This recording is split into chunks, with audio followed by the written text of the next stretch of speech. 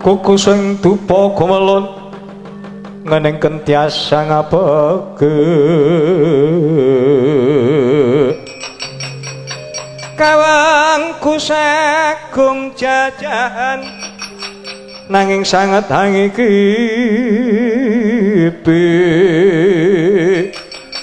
sang Rasikane putra kang anjok saking wiyadi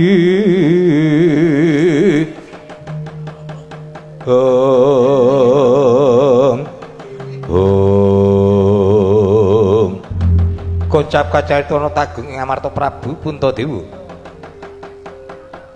kepareng kondur kedaton tumuli manjing wonten ing sanggar pamujan besem dupana ratus sepinten agenging menyana Muntacinandra sak krambil katos sak tabane kuku sing dupa semundul ngawiyat tinampi para Bathara Kawaswala kemandhap nggonda amrik arum pratandha katarima panurane sinegek ingkang wonten ing sanggar pamujan kang pinuwun samdring carita nggih ingkang wonten madyaning alun-alun kawistara nata Ndwarati ngawe sanggya para putra Pandhawa.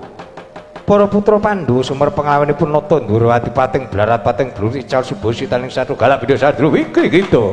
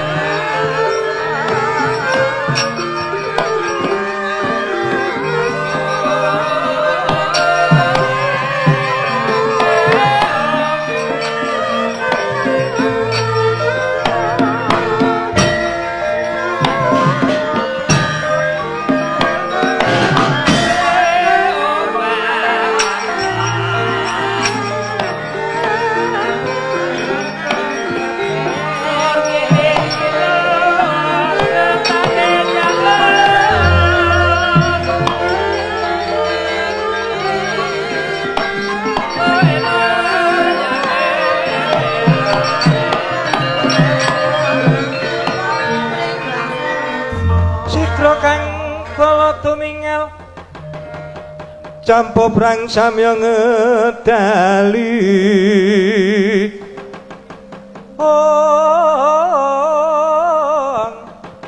lir dadit uleting godo dawanggung manguntang niti benjang sangaji mijaladinyo ngedali wuwus Drusna Surawilaga kaya buta singa wregil pasti jonggo dendanyo mangambak boyo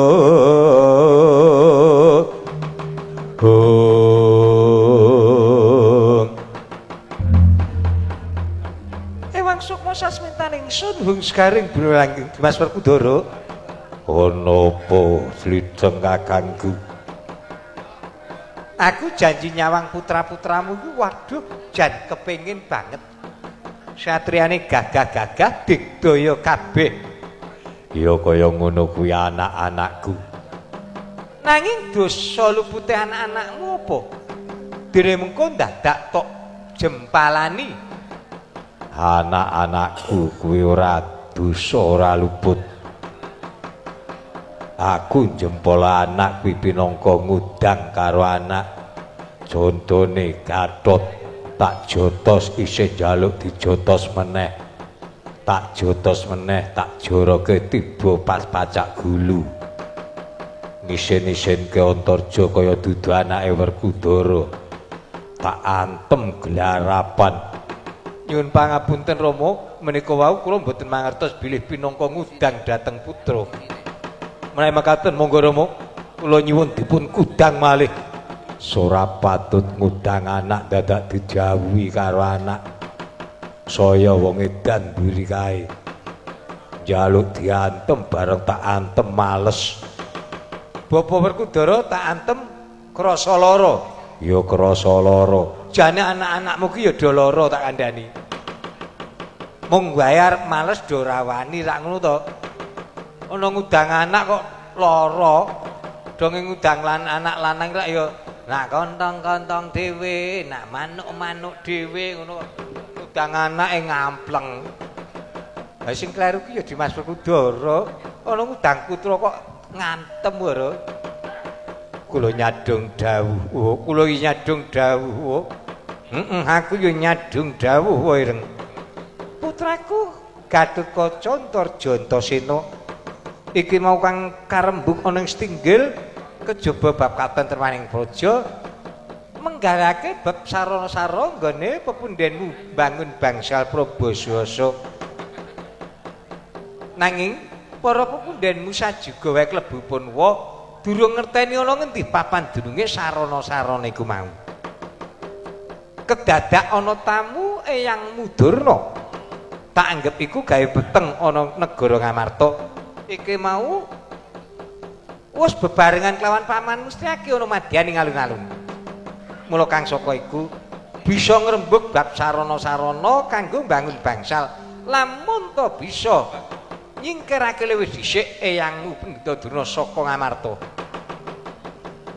menawi mekaten kepareng lajeng kula nyuwun pamit sabiyantu dhateng paman Setyaki sing ati-ati kula nggih nyuwun pamit badhe sabiyantu paman Setyaki Antarja sing ati-ati mengko dhisik tawa mbok aku ki tak melu matur dawuh karo purnan-purnane kemrutuk kaya grontol utah lha apa lek dawuh iki mau kleru-kleruwe nemen tak kandhani ora jeneng aku bocah bayi wingi sore ngandani karo wong tuwa ora ning aku ngelingke kali puting budi kudune rak ngene wae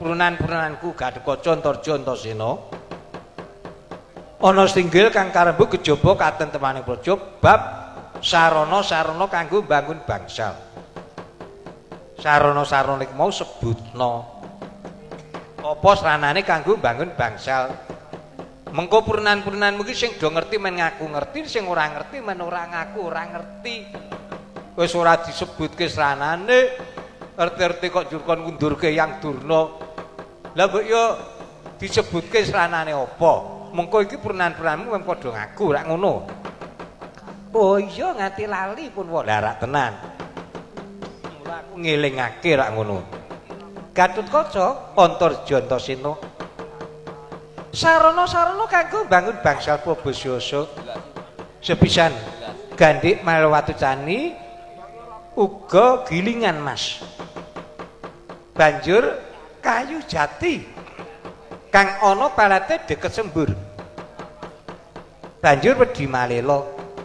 Kamangka iku kabeh pepundhenmu ora padha ngerti. Lah saiki Gatotkaca ngerti apa ora? Waduh, lenepatno saking bebendu.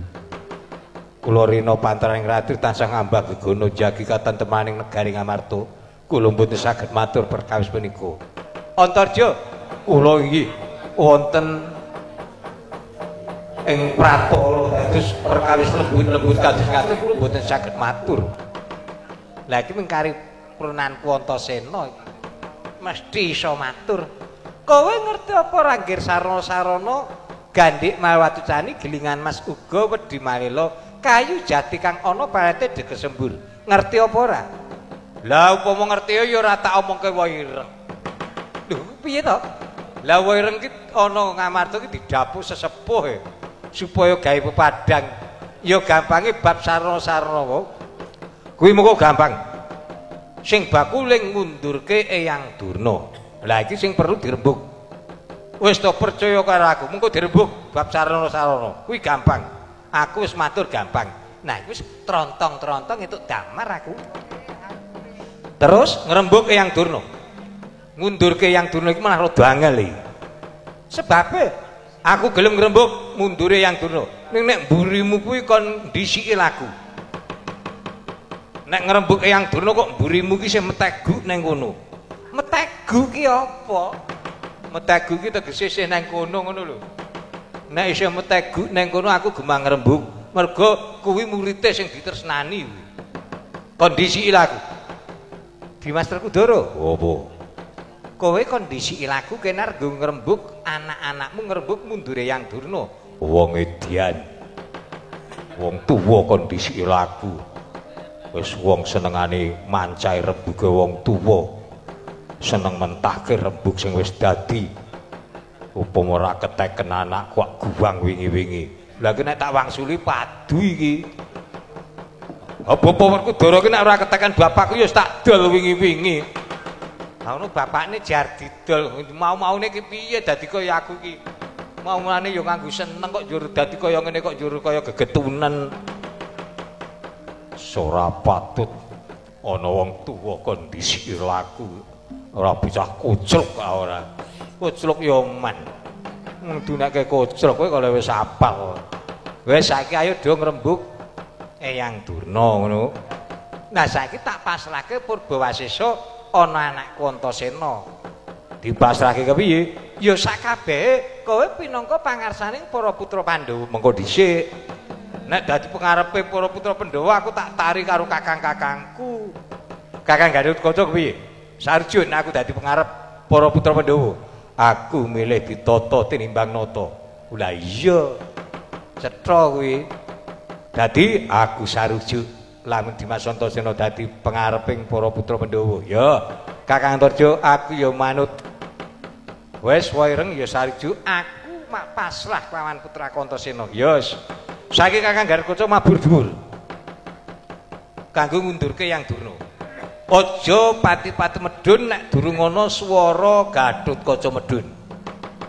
Janji ora ana swara Gatotkaca medun kok Kakang Gatotkaca medal-medun awas. Nandhake nek Kakang Gatotkaca arep tumindak sing ora bener. Kakang Antarja semono go ambles bumi. Aja jedul nek urung ana swara Aba Antarja jedul. Janji ora ana Aba Antarja jedul kok jedal-jedul awas.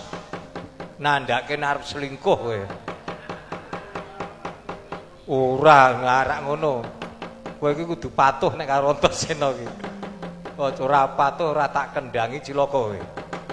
Ya wis aku manut nek karo Dimas Antasena aku manut. Dene ana swara werna-werna rasa dirasake. Dianggep kuwi swara angin. Lah ning krungu dianggep kuwi wong swara iki digembol ra mendokol kok. Gini aku tak mutahke terus ora apa-apa. Sembrono ora ya aku manut. Waireng pokoke niti priksa kaca paesan mbok mengko sarana-sarana katon. Karo Puspita Wijaya Kusuma dicepake. Kanggo apa? Mbok menawa engko purunanmu iki ana sing cilik loro gedhe tekaning pati, dungkuli kembang. Men iso waliya temeng jati, jati temeng waliya. Ya, aku mung kari manut. Narak ngono. Dadi wernge gawane ngilangi lu kaca pasan ndelok kaca pasan. Kaya apa ngilangi lu? Lah ya gak ayo ke do budal. Malah ting celinguk. Lah kowe gaweamu apa? Ngaso pemimpin ki. Aku ki yo nata ngono lho, aku yo ngewangi ndi sing perlu tak bantu. Karang dadi pengarep ki malah ketoke kepenak ning rekoso, Cik. Mikir ki abot lho. Iki gek tombok ora iki mengko masih ngono, Cik. Dadi pengarep ki cilaka aja kok. Ya. Kula nyumbang pangestu. Gatot Antarja ingkang ati-ati nggon maju ning ranang gono ya nggih.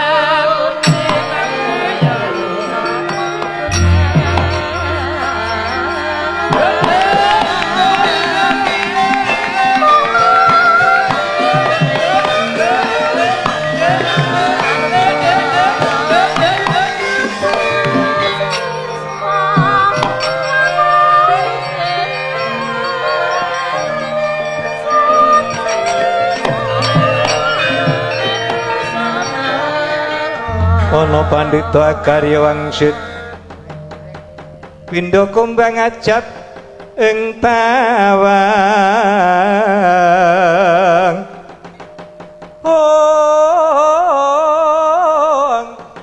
susuh angin ngendi nggone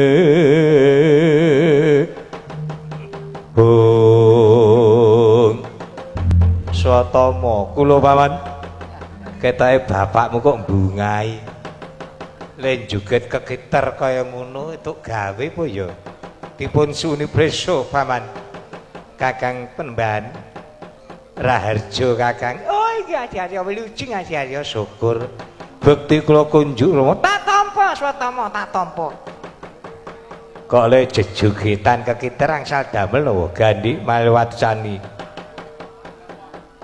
ingkang kedurungan para Pandhawa. Kula tak matur nggih Arya, keterangan anak-anak kula Pandhawa malah mboten gadah.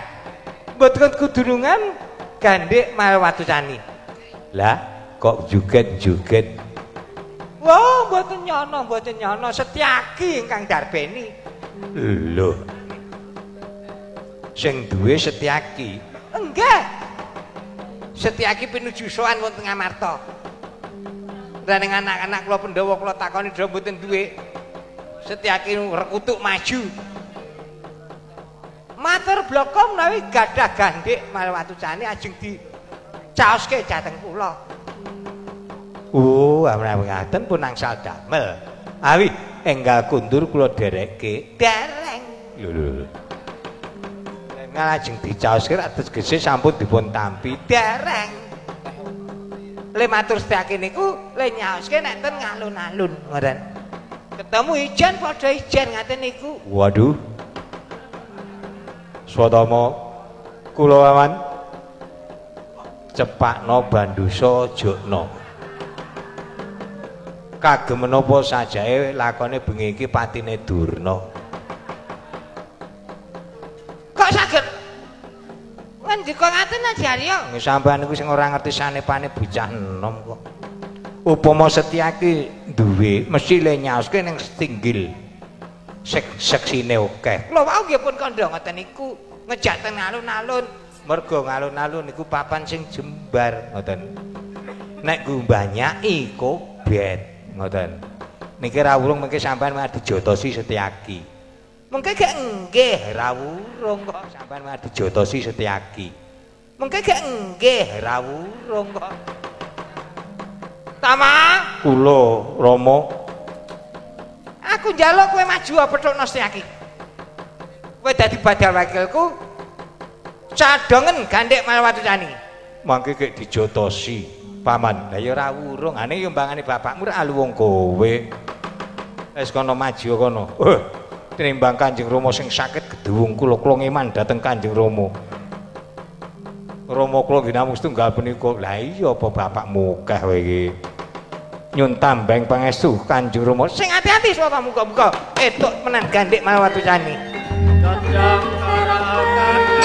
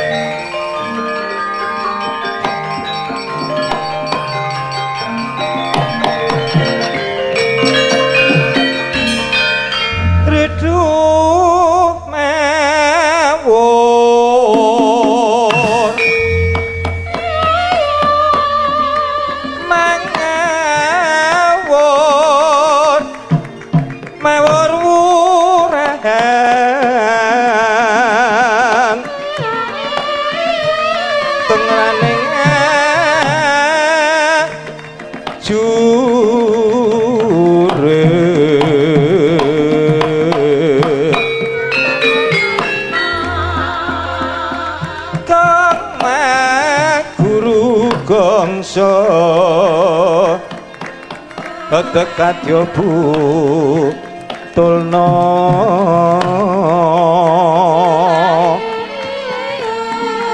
Wara pangri ing Trangga Esti rekata ingkang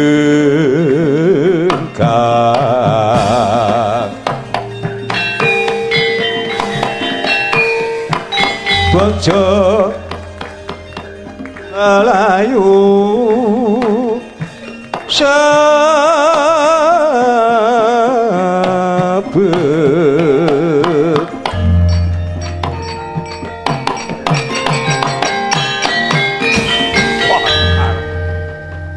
ora pangling Setyaki ya Dasanyata Swatama.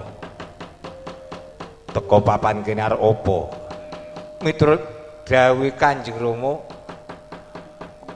Setyaki sedya ngulungake Gandhik Malewatecani kelawan Kanjeng Rama. Ya bener. Iya. Mapane ana ing Madyaning alun-alun. Lah saiki Kanjeng Rama iku utusan kelawan Swatama supaya nyadong Gandhik Malewatecani. Sing ora dong ya bapakmu. Lho. Ora dong kepiye? Upama Setyaki iki ndarbeni Gandhik Malewatecani, nggonku ngulungke mesti wis ana setinggil. Mula aku matur lek ngulungke ana ngalun-alun kuwi papan sing jembar. Nek dienggo mbanyaki bapakmu kobet.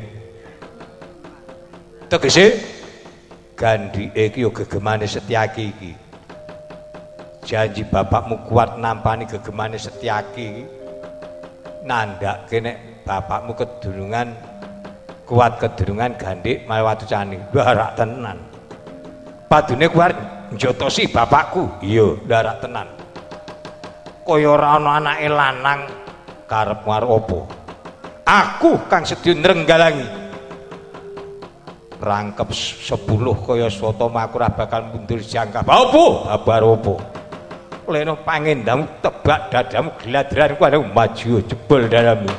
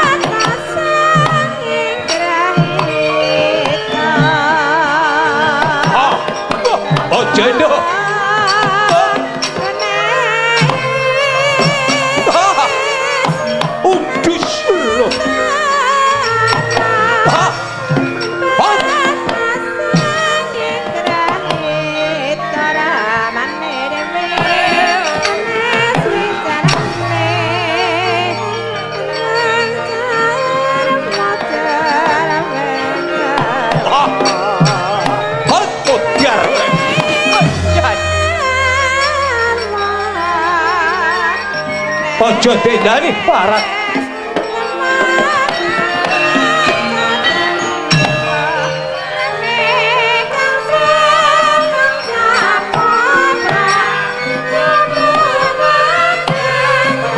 Was. Hot. Cat ya iki kan. Ini. Tak. Asakno ya.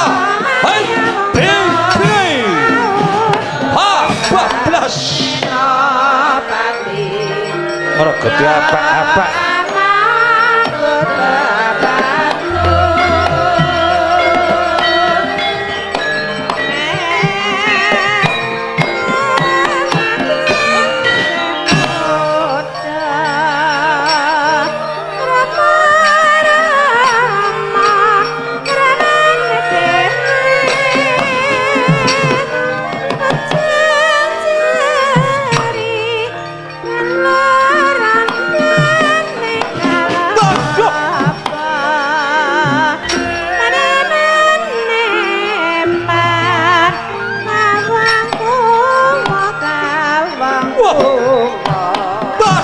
Pian. Allah. Was.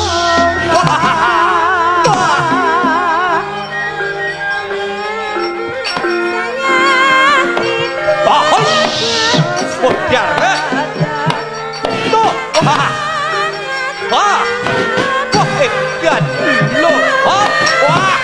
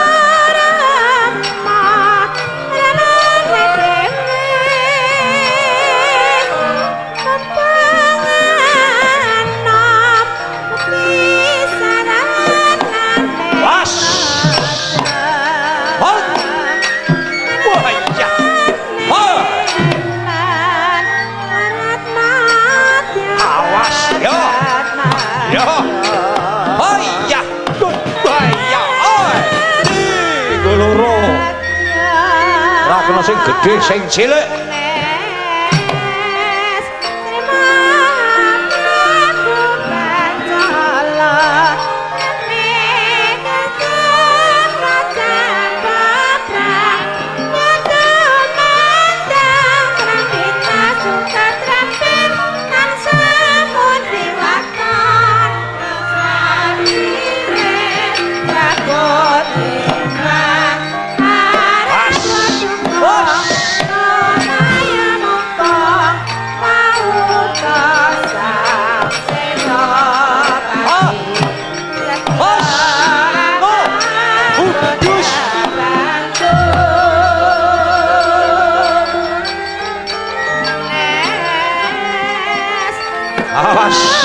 Ngerebut yo. Piye. Ha? Bah.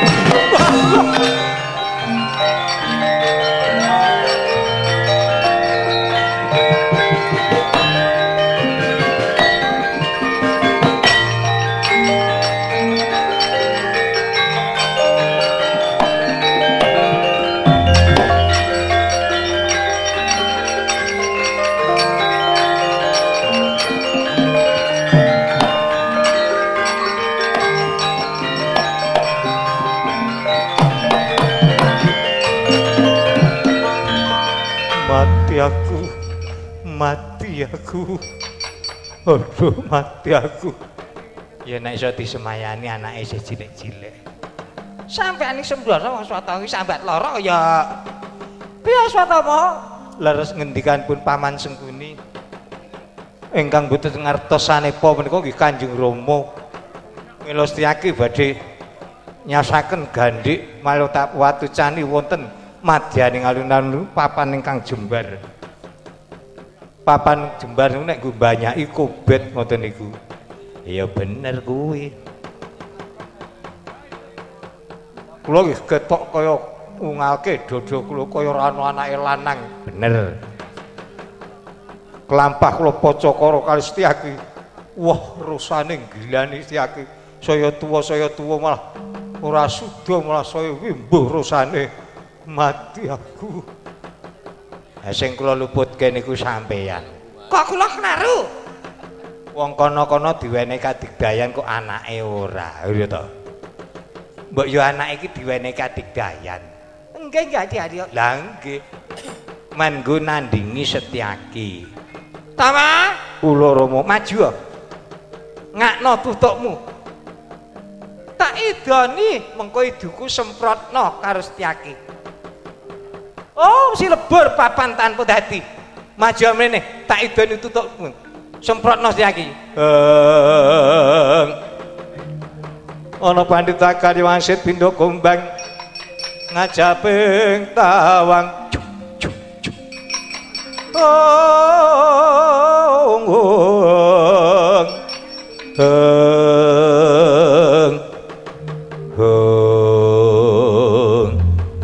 Wah, bareng didone ping 3 terus mucu-mucu.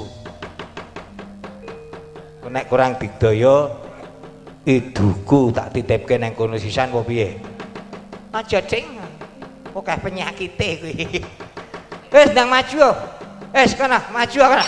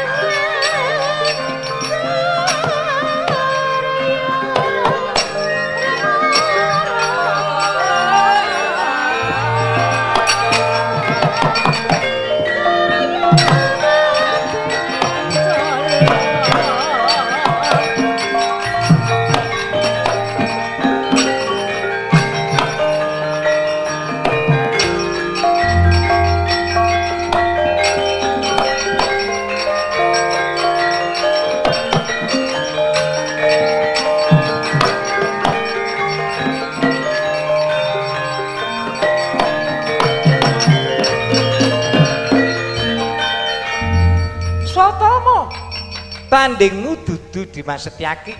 Tandingmu Sedewa ayo. Aku ngerti tutukmu didoni karo bapakmu Durna. Kon ngidakake marang Dimas Setyaki. Idono lho Sedewa. Janji Ratemama tak idoni nganggo iduku goglak awakmu. Wani karo Sedewa ya. Wani. Ayo dilepah. Dilepah. Oh, sinten kula badhe wangten kalian Kang Mas Sedewa. Narak ngono. Kowe iku isih bocah nom. Isih jembar jangkahmu, aja tiru karo bapakmu. Bapakmu kuwi pendhita ning ora umum. Lho. Lha mboten umum panggenan pundi? Ya kene golek gone ya kene nang Sarwet Ringin kene apa ngendi? Tak dongengi ya. Rikala semana ana ratu ngatas angin jenenge Prabu Baratwaja. Duwe putra loro jenenge ning iku ya mung putra angkat. Janjane putra angkat. Jenenge Raden Kumbayana karo Raden Sucitra. Raden Sucitra bareng wis antuk ngelmu akeh, ngelar ngelmune ning tanah Jawa, pinter dadi ratu ana tanah Jawa. Raden Kumbayana arep dadi ratu ning atas angin gemang isin karo sedulure Sucitra. Kepengin nusul sedulure ning tanah Jawa. Raden Kumbayana kuwi duwe watak angkara murka, budine candala. Adigang adigung adiguna turut dalan ki pamer kadigdayan. Dasare pancen digdaya iso mabur, iso ngilang, iso ambles bumi. Nanging arep mlumpat segara tanah Jawa. Ing kono digdayane ilang dewi-dewi. Sing maune iso mabur ora iso mabur, sing maune iso ambles bumi ora iso ambles bumi, sing maune iso ngilang ora iso ngilang. Wekasan ora bisa nyabrang segara. Banjur upata lamun ana sing bisa nulungi kelawan aku. Nek kakung tak aku sedulur lanang, ning nek wadon bakal tak pundhut garwa. Ora nganggo tetembungan nek wong lanang utawa nek wong wadon. Mung nek lanang tak aku sedulur lanang, nek wadon tak pundhut garwa. Dumadakan ning kono ana jaran teka. Jarane sembrani wedok. Kelakon dititi karo Kumbayana. Suwene ana sak nduring segara kuwi suwene 9 sasi pundhul 10 dina. Tekan tanah Jawa ning kising samudra lair glegak kowe kuwi ngono. Dadi padha karo ibumu kuwi jaran, harak tegese pendhita sing ora umum. Ana menungsa kok bojone jaran. Oh, napa nggih? Nek ora ngandel takokno bapakmu. Awak oleh cilaka.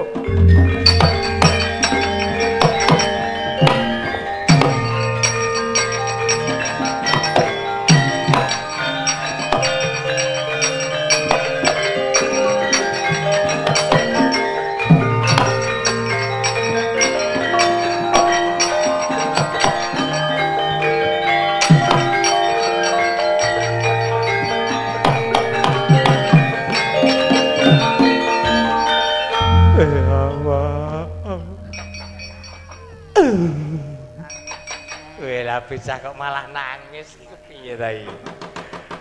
Kowe iki kenapa Swatama? Kok tak idoni apa ora Gusti Aki? Iya wis tak idoni apa urung? Nggih ngaten cariyosipun. Rikala kula majeng ngemut nggih. Toya tutukipun Kanjeng Rama. Lah mboyo sidu ngono ngopo? Nggih. Mengke dinyana mboten iso basa. Toya tutukipun Kanjeng Rama supados nyemprotaken Setyaki. Ingkang ngadepi kula Kang Mas Sedewa ngadung-adungi kepel kalih kula. Hayuh aku ngerti hidumu didoni utawa tutukmu didoni karo bapakmu kok nyemprotke Setyaki tandingmu aku. Wani kowe karo aku. Ayo semprotno Sedewa. Sedewa Ratemawak semprot gede goglak awakmu ati kula tratap ngoten. Ayo dilebeh. Nggih kula idoke ping 3 niku seksat. Karang maling idoni ya ping 3 kok ya. Dadi eling lepeh ping 3 inggih. Bareng pun lerem kula digandani akeh-akeh kalih Kang Mas Sedewa. Kowe aja tiru bapakmu. Ya bener kuwi. Mergo bapakmu ki pendhita sing ora umum, kaya wis suwe. Kula rak nggih takon lho ora umum nggen pundi? Wis kene tak critani golek nggone Eyup kene. Tak dongengi. Dadi wing dongeng-dongengan to kuwi mau ki. Jalarane le kowe nangis. Didongengi Ratu Baratwaja, Ratu Ngatas Angin, duwe anak loro jenenge Sucitra. Dadi ratu ning tanah Jawa. Kumbayana kepengin dadi ratu ning tanah Jawa uga ning umuke sedalan-dalan wekasan kadidayane do lunga dhewe-dhewe. Banjur Prasetya nek wadon iso nyabrangke aku tak pek bojo kasarane tembung nek lanang tak aku seduluranan wonten jaran wedok teka. Ditumpaki Kumbayana suwene 90 dina. Punjul utawa sangang sasi punjul 10 dina. Tekan tanah Jawa lair glegak kula niki. Niku dongeng nyata mboten? Nek kuwi ketoke nyata kok kuwi. Dados ibu kula niku estu jaran to Maman. Nek maune belum maune. Ya suwe-suwe nek ya dadi jaran to. Awak apa maune kurang menungsa apa piye? Jaran kok ya doyan. Kula nek delek ibu ten pundi Paman? Ya nang gedhukan kae. Nek rung dibelah. Ampun nek wis dibelah.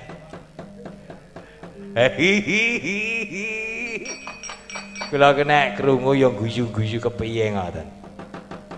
Arep guyu darane ngece wong ro kancane kok ngece, ning nek ora guyu kok krungu critane kok ya mesem. Mboten wau-waune niku pripun? Kok iso jaran kok ya iso. Tibak bojo kamangka wong bubujuan ki menang tinari. Diajeng iya. Ayo diajeng iya. Iya.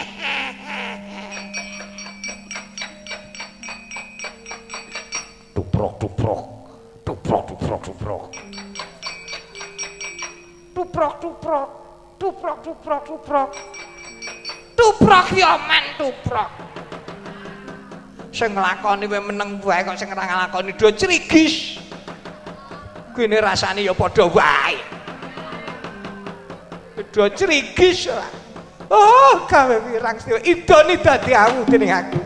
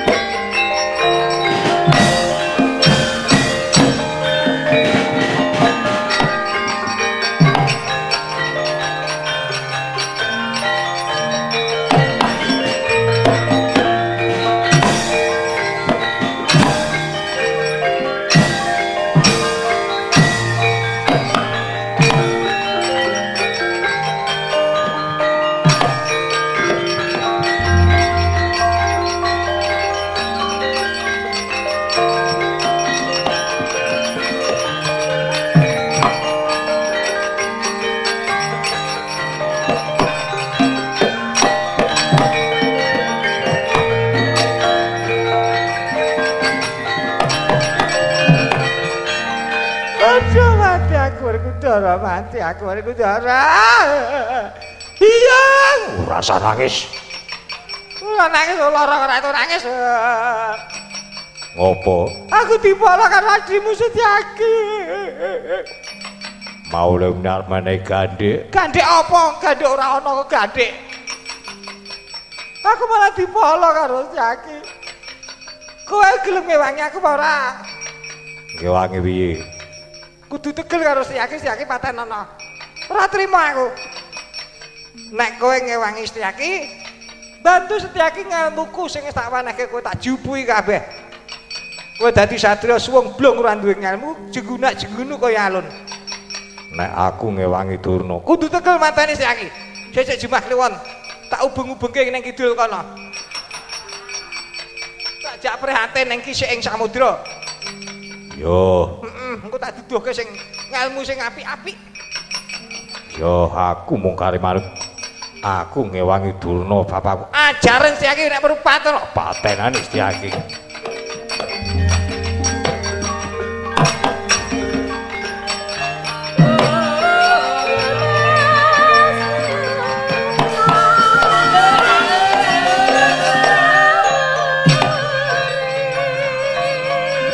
Gatut Kaca Medun.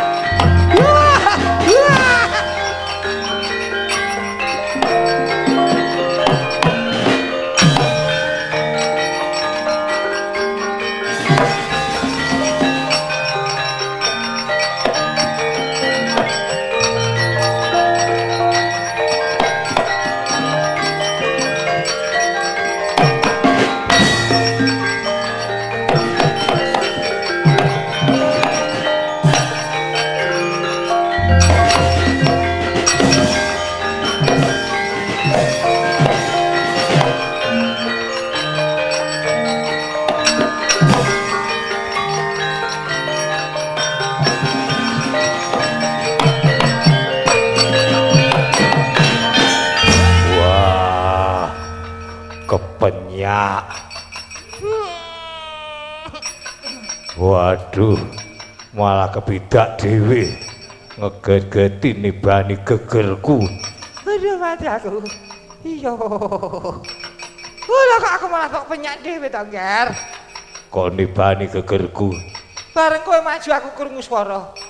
Gatut Kaca Medun. Anakmu lanang Kaca Jawel aku terus ditimbles. Wah diantem itu diguang. Nibani gegermu terus tok penyak. Malah lara lemu menyak karo le ngajar anakmu Gatut Kaca. Iki engko kurang bejane iso mati tok penyak malahan. Tegel karo bapakmu aku ya. Nek aku dipolo karo anakmu. Ora. Nek ngewangi karo Durna. Gatut Kaca pateno. Nek ngewangi anak ora tegel karo anak, ngelmumu tak jupuk. Aku ngewangi bapa guru. Apik bagus. Pateno kan Kaca? Ajare. Gatut Kaca arep nendi? Lah menika nguyak Gatut Kaca. Kowe nguyak mrana Setyaki men bungai ya. Wah, lha piye? Ngene iki apike ngene iki. Lho. Iki jenenge njaluk gendong. Ha iya. Mengko nek ana mungsuh saka mburi aku ngerti, nek ana mungsuh saka ngarep kowe sing ngerti. Oh ngono. Heeh. Yo saku manut. Nah. Sapa regem-regem iki sapa iki? Sapa kuwi? Wah, Setyaki. Udus. Wah, lemu noleh kasat. Aku wis dikamplengi bola-bali malah agak noleh. Le ngomong ya kesuwen. Aku aja diantem ya ora ngerti nek Setyaki teko. Antarja jedul. Wah, lah terangane sing obo anakmu Antasena. Mulane gayenge ora jamak. Wah, wong edan kabeh padha ganggu gawe guruku. Kecekel salah siji kene merganing padimu.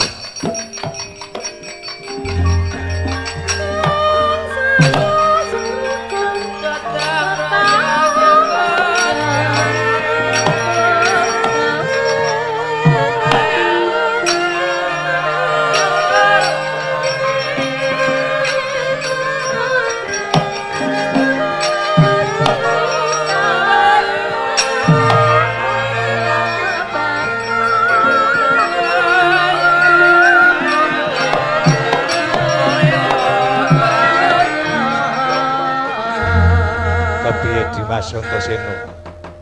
Lah kok banjur gendung-gendengan kaya mengkono. Wah, lah angel kali karep ngabani juren. Wes saiki ngene wae Kang, ora jeneng awake dhewe wani karo wong tuwa ning awake dhewe ya ngelingke kalimputing budi wong tuwa. Iya. Saiki gendongan wae Bapak Werkudara kae jak mabur.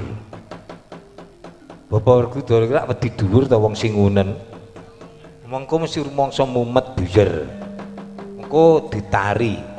Rama ngewangi Eyang Durna menapa mboten ngono. Upama ngewangi, ayo gawa munggah meneh setingkat ngono. Nek ora ngewangi ya dukna kanthi alon-alon wong kae ya wong tuane dhewe. Ning nek ngewangi digawa munggah setingkat dadi mboko setingkat ngono. Ya ora dosa. Mengko sing dadi jambu mente men aku. Tak sanggane walate, ya tak jaluk pamujimu sing ati-ati Kakang Gatotkaca.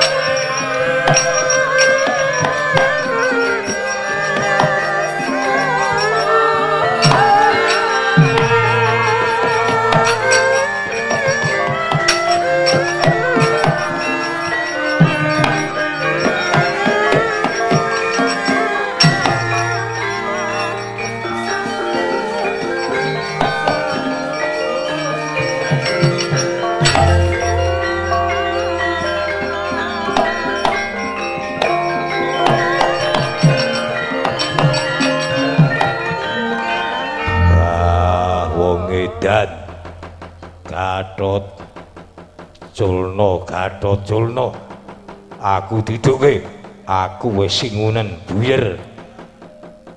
Durna bapakku malah meneng wae. Wah, lah malah ndelok kahanan malah seneng aku. Bareng digawa mabur waduh sawahe ijo-ijo banget jan tirik-tirik lari-lari apik. Kaanggepe wong adus kae wis rapet apa piye kae? Ana wong itu adus ki wetengene bebetengan nanging dhuwur urung payonan kok ya le penak banget saya. Anggap iki aku ki ning dhuwure sih malah lagi ngeglo kaya ngono. Yo alah. Malah senenge ora jamak. Aduh. Delok apa? Ora usah weruh kowe. Pokoke kowe madhep rono wae aja noleh-noleh kowe. Rama ana apa? Ngewangi Yang Durna menapa mboten? Nek ngewangi piye? Nek ora kepiye? Nek ngewangi kula beto minggah malih, nek mboten kula dhakaken sarwi alun-alun. Piye Durna bapakku ngewangi apa ora? Ya duga-duga ya, Nger. Nek ngewangi ya ayo munggah. Nek ora ya ayo medhun. Aku wis buyer Gatotdukna. Mboten ngewangi Yang Durna. Ora ngewangi. Wirikata Sang Gatotkaca tinon.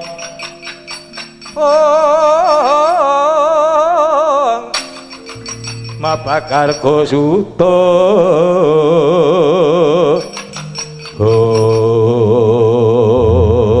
ora patut adat sing wis Gatot Setyaki ngajeni karo Werkudara saiki padha wani karo aku mergo aku mbelani Durna bapakku yen ngono pancen Durna bapakku sing kleru. Wah wis kari kono wae mangkel aku. Ngandel ora Kang Mas Werkudara kuwi janji njontong penggalihe. Adat sing wis Setyaki ngajeni Gatotkaca ngajeni saiki kok dowani mergo aku ngewangi Durna. Yen ngono Durna pancen sing kleru. Jonting aku. Wis nang kono wae aja lunga-lunga, sengit tau. Karepe kepiye Bapak Werkudara ki? Lah wong murid sing ditresnani ya diwenehi ilmu ji, ujug-ujug kok engek. Paman Setyaki ya ngono. Ora melu apa-apa ujug-ujug ya engek. Senengane kok wah lunga ora patut gawe gelo dinggati. Lah sapa to sing ora mangkel nek dinggati? Wong dicuthuk dinggati. Ora patut.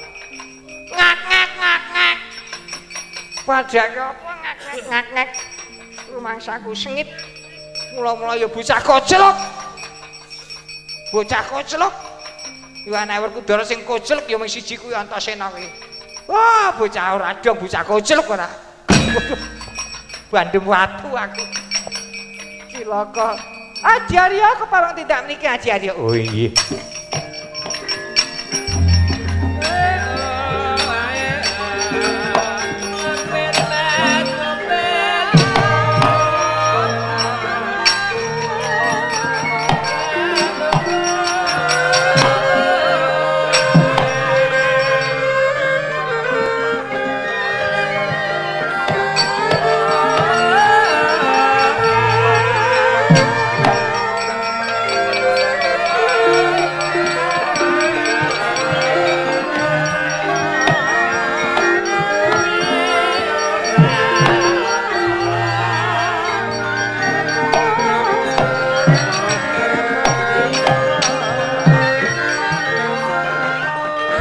Pundi Kakang Durna? Iya kados pundi Rama?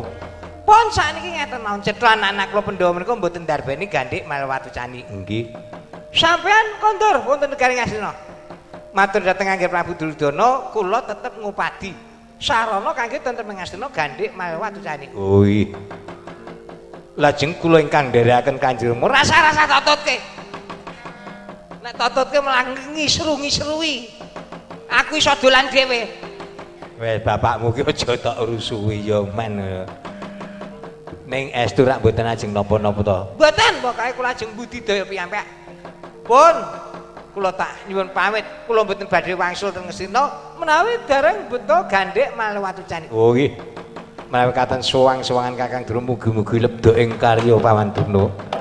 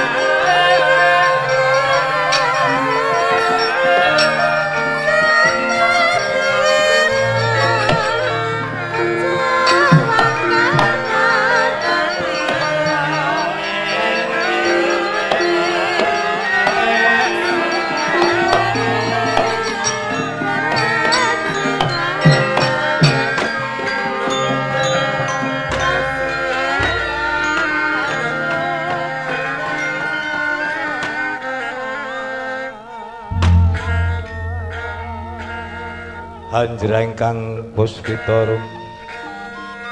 kasiliring samirana amri sekar gadung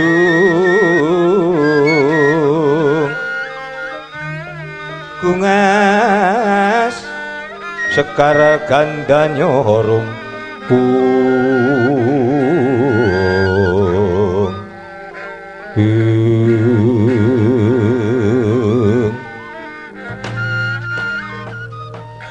kepiye nggih Rantasena Purwamadya wusanane ngundurke Eyang Durna.